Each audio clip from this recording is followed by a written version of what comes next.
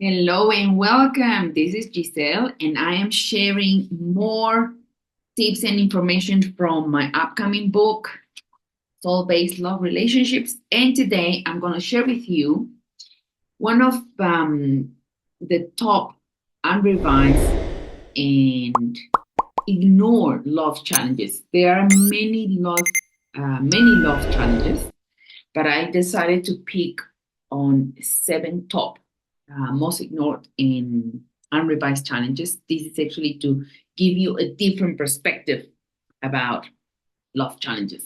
So, the most unrevised and ignored love challenge is number three is not establishing a solid relationship with yourself first. Yes, that's right. If you have watched my YouTube videos, I have one where I talk about the principle that I learned from my dad, which is actually to do things in order, and he calls it socks on first. So you will not go outside on the streets wearing your socks over your shoes, right? So we got to do things in order. So I will just read. And it says, to understand and gain clarity, we have to look at this issue from its source, not from how we idealize it or how we want to see it. Because at times we do that, right? We want to see things in a certain way, or we idealize and we just miss the whole plot. It says, when and how did we get involved in romantic love relationships? When was that for you? For most people, it's actually during teenagehood, right? I was a teenager when that happened. And it says, can you say that you knew yourself well before establishing a love relationship with that significant other as a teenager, did you? Or as an adult? Can you say that you really knew yourself? Okay. How well do you know yourself now and before? As a teen, I used to think I will get to know myself when I turn into an adult, which in Peru is actually 18 years old, right? I'm rolling my eyes. It's like, yeah, to think that as an 18-year-old, one knows everything. That's what I used to think. Yeah, we know nothing, right? He says, what a freaking assumption. At 18, I was scared as hell to find out what adult life was all about. And more specifically, I was swarmed by tormenting uncertainty about my future. I had to figure things out along the way on my own, making assumptions that at times worked somewhat, but most of the time got me into trouble. These big assumptions most adults make about teenagers is that when they turn the legal adult age, and this is between 18 to 21, depending on the country, the teenager or the newly named adult has the skills and knows how to be an adult, and that includes how to handle love relationships, which is ridiculous. What do you think? What was your experience as a teenager? And do you have teenage children? Do you talk to them? What do they tell you about their love relationships? There are some very big assumptions that are actually quite detrimental. And this is something that I observe as a therapist as well, that adults will assume that their teenage children, they just turn into adults, whether they are, 18, 19, 20, 21, right? 20-year-old's not a teenager, but it's a very young and tender adult. And people at that age don't really have, a solid grasp about what life is all about. So then their love relationships, they just develop based on assumptions, which is actually the number one challenge that I shared already on video. That's the number one, right? So I really wonder what was your experience. You can actually leave your comments below so I can read you. I'll continue reading. Our adult love relationships didn't start when we were adults. They started way before that as teenagers. Voila. In that distorted love relationship soup, we can add the magical and not to be missed ingredient, which is our parents or significant adults examples. Yeah, because this is actually how we learn. We learn how to do love relationships from especially our parents or the adult that we were raised with.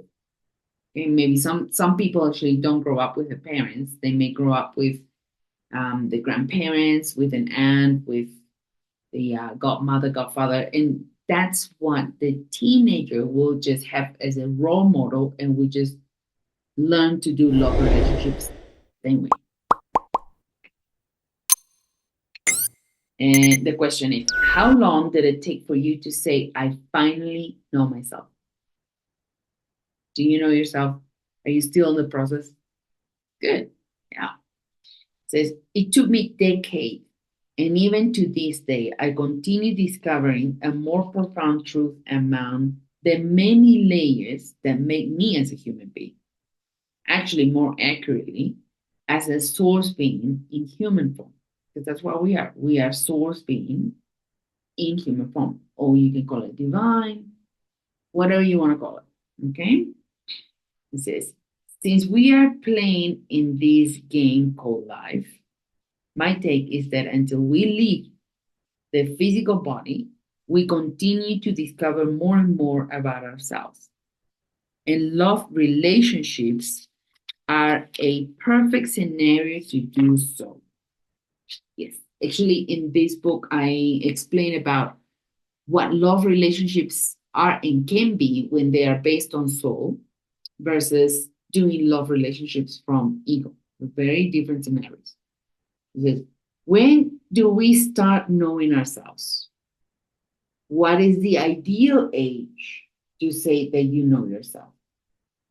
It is case by case, and most of us have to have had at least a rough experience to say, I know myself better after XXX happened to me. The XXX event could be a disheartening breakup, the loss of a loved one, an inevitable separation, being rejected by the beloved's parents, because that happens sometimes that some couples actually the partner will be rejected because of whatever reason. Maybe it's not of the same caste, maybe it's not ideal for them, etc.